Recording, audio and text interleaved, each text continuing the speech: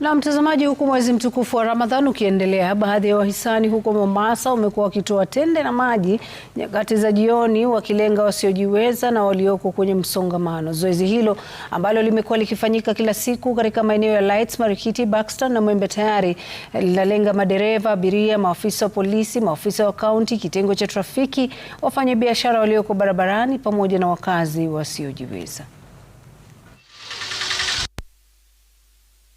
Ni wakati wa Ramadhani ambayo ni lazima sisi kama Waislamu tuweze kuja pamoja, kushikana